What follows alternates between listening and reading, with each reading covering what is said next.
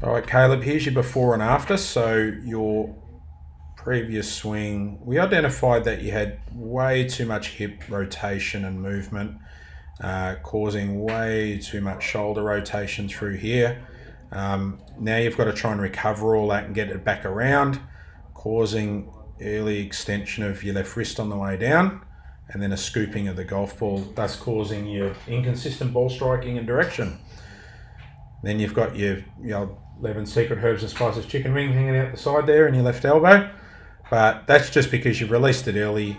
You don't want the club to go too far left and the ball to go too far left, so you release it under, flatten that right wrist out, bend the left wrist, and then hold on for dear life through in the finish. So we did speak about pretty much the whole swing, but we want to reduce the amount of knee motion and hip motion, just so you build up here versus there. I mean, if you wanted to do the long drive contest and you had a big 50-inch driver and you'd want as much leverage as you could possibly get, but they've got 10 shots and then they hit one longest one on the fairway. They're extending everything. So just to play with a little bit more consistency right now, down the track we might just let the hips turn a little bit more, but just stopping here, and I think you mentioned that felt like a quarter of a swing rather than a full swing. So then instead of the big extension on the way down, what we're going to do is we're going to hold that angle on the way down. So at least now you've got some left wrist and power still built up. That's keeping that right elbow tucked in. You can see that right elbow flying on the one on the left and the before swing. Then you end up flipping it through. So the drill is just to come through here and hold that angle. And then all of a sudden your hips start clearing. So you shift your weight and your hips clear through here. And then you start releasing the club over a little bit more there rather than hold on to it here. So you can see your glove on the follow through above your arm, whereas here I can see your fingers underneath. And you can see your hips have turned more. And so after we did that, we still see a little bit of hip go on the backswing, so a little bit of residual, a lot less, not as much as when we did the drill. Better backswing though. Holding this angle a lot better on the way down because of that. Haven't thrown the club so early down like this. Not scooping it as much through the golf ball, actually getting a little bit of compression through the golf ball there.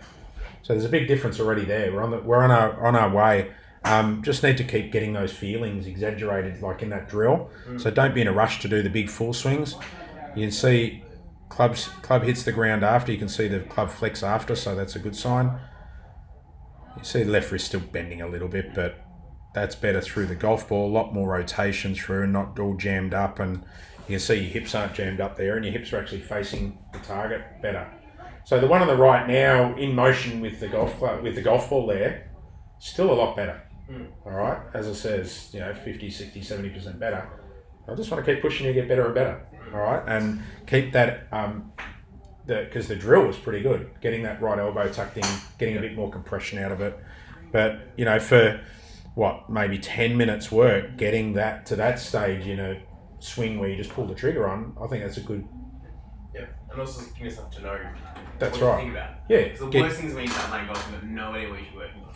Then and then you hit a bad shot, and you got no idea what you did wrong and how to fix it. So from here, it's just less hips. Actually, let me bring the drill one because it was just a better visual for what we need to do. So right now, just restricting those hips. You still turn, like your knees still move. Just don't let it over-rotate.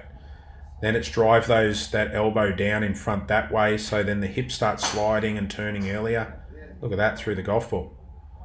And that's just without that hitting down through there, just holding on a little bit. But I don't mind. That's a good feel for you because you'll naturally, when there's a ball there, you'll naturally start to release the club down into the ground.